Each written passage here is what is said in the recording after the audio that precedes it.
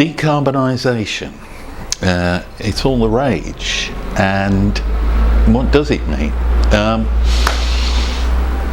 My girlfriend said, when can I get a diamond ring? I said, you can't, darling, I'm decarbonising the economy. I don't think that's what it meant. What the government has in mind, and not just our government, governments around the world, is taking carbon-based fuels, hydrocarbons, out of the equation. The reasons are obvious: climate change, etc. Now, as far as I know, this is mostly, or Europe is leading the way with cut-off dates for gasoline and diesel-powered cars. By 2040, in many European countries, you won't be able to buy a new one. Although I think the UK government has now said that hybrids will still be allowed after that. So there will be sales of hydrocarbon fuels after that. But it's clear that this idea has a limited life. There are people working now who will see the end of hydrocarbon fueled vehicles.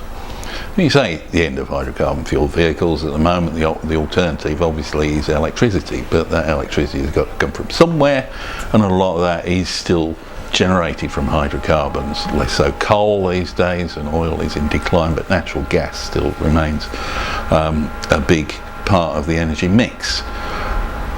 Ultimately, we'll need to move to non-hydrocarbon fuels like hydrogen, primarily. What does it mean for industry? Well, obviously, those at most risk are those who are involved most pertinently in delivering hydrocarbons to the transportation sector. So, road tanker operators, tank terminal operators, and so on. If we have to do without the road tanker sector for delivering gasoline and diesel to fuel stations, then, well, it kind of solves one problem, because it's getting harder and harder to find drivers. So, you know, that's not so much of a problem. I think tank terminals will find it more difficult. The position in the UK at the moment, of course, is that they are taking a much bigger role in the fuel supply chain because of the closure over many years now of refineries in the country. So a lot of finished fuels are arriving at terminals for onward distribution.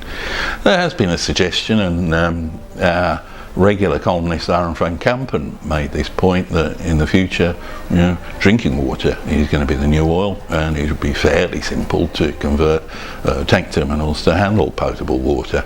It's already more expensive per litre than fuel, excluding duty.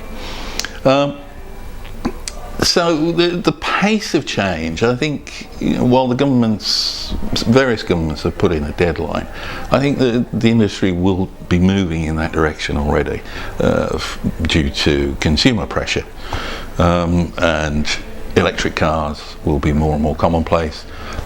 If you've ever ridden in a Tesla, you'll know it's a completely different experience, and our grandchildren, maybe my great-grandchildren, will wonder why we ever had any other sorts of cars and why we had our own. You will probably just call a pod from your front door and it will arrive and take you wherever you want. There's probably more to say on this, and I'm sure it will change over the years, but you know, if you're over 50, you probably needn't worry too much. If you're under 50, things will be big. There'll be a big difference in your lifetime.